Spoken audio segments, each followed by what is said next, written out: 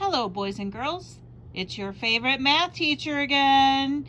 It's been a while since you've heard my voice, but I thought I would stop in and help you out with this week's spiral. You see, this week we have tables. These tables have an input and an output. So they're known as input-output tables. You've probably heard that term before. Now you're going to learn a new term for input-output tables. They're actually going to be called next year something called function tables. An input-output table is actually a function table because here's what happens. Think of it as a machine. So you put in all these parts to a machine and you do things to those parts, and out comes a finished product. So an input-output table is just like that. You're going to put a number in, do something to it, and a number comes out. And that's why it's called input-output table. So you can see up here that you have an X and you have a Y, because you can always graph an input-output table on a coordinate plane. You actually should have done a coordinate plane on Tuesdays, but Mrs. Literal made a mistake and put the wrong assignment up, which is okay. But we're going to go back to the input-output table. When you look at the input-output table, you don't look at the numbers going down to find a pattern. That's a common mistake kids will make. They'll be like, oh, I know what the rule is for this table. You just add 2. But that's not the way it should be. What you should do to get an input-output table is you always look at the input. You do something to that input to get the output. Now, back when you were in younger grades, you were little, and your teacher would give you one of these and they would say, what would you do? Well, back then you were so used to just doing one thing. You'd say, oh, we had three, Mrs. Johnson. And your teacher was just so proud of you. She's like, oh, my little Johnny is growing up. He figured that out. Well, now that you're in 5th grade and you're mature adults and you're getting your driver's license next week, I am going to expect you to be able to do more than one step. So when we look at this input-output table, the very first thing you have to figure out is it an increasing or a decreasing input-output table?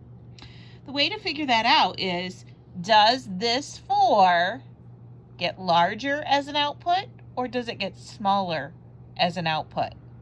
Braden. It gets larger. When it gets larger, it increases. So it's going to be an increasing input-output table.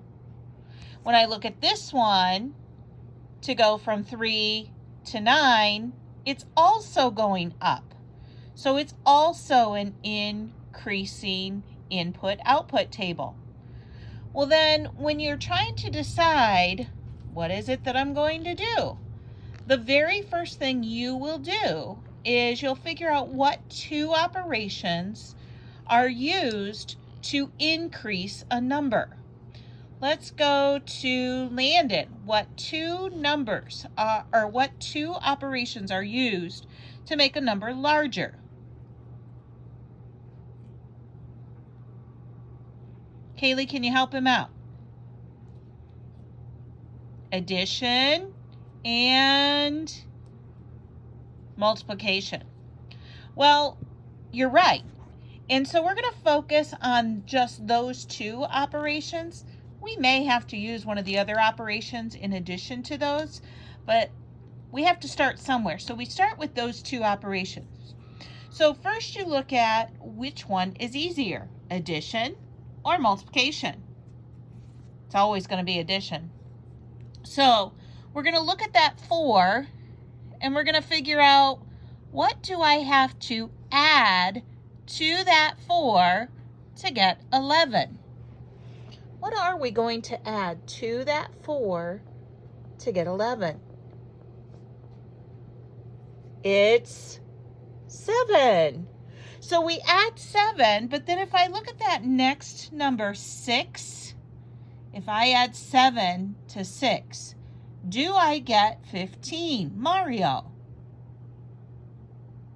No, I don't get 15. So therefore, we know that we've tried add 7, and that doesn't work. So adding a number is not going to work. So I always say, put those symbols off to the side. You've tried the addition. Now let's try division. I'm sorry, not division. Multiplication. Let's try multiplication. So we're going to try 4 times what? But the problem is, you can multiply 4 by anything, and you won't get 11. So what you want to do next is you want to try to multiply it by a number that gives you an amount less than 11. So we're going to multiply it by something, but we want to multiply it by a number that will give us an amount less than 11. So go through your multiples of 4. Find the one that's less than 11. What number will give you a multiple less than 11? 4 times 2 equals 8. And then what do you have to do to the 8 to get to 11? Add 9, 10, 11. So we add 3. So we're going to try 4 times 2 plus 3. So whatever x is, we're going to multiply it by 2, then we're going to add 3. So let's go back to our original table. 6 times 2 gives you what? Then add 3. Does it give you 15? If that's the case, then you have found your rule. If not, you have to go back and try something different. Now, what I want you to do on today's spiral is you're going to fill in the 2 outputs, and then you have to tell me what the rule is. Now, when you go to write the rule, when you were in 4th grade, your teacher would ask you, what's the rule? And your rule would be, oh, I know what I'm going to do. I'm going to times 2 plus 3. And in 4th grade, that was the correct way to write that rule. Now that you're in 5th grade, you're going to be expected to write the rule differently. Do you see again where we have an x and we have a y? Well, now we want to turn this into something called a linear function, which is why these are called function tables. So now x is going to represent any of these numbers in the x column. So therefore, we can't use times. We can't use that times sign. So there's 2 different ways we can show times 2. When we write our rule, we must start with an x. Notice now my x looks a little bit bigger. So now we're going to show a dot 2. That dot means times 2. So whatever x is, we're going to multiply it by 2.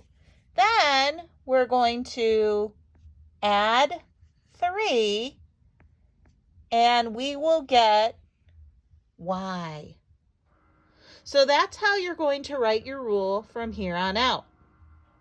Your job now is to look at our next table and figure out that table. Remember, it is an increasing table. Therefore, you're going to focus on two operations. Try this one independently. Good luck, everybody.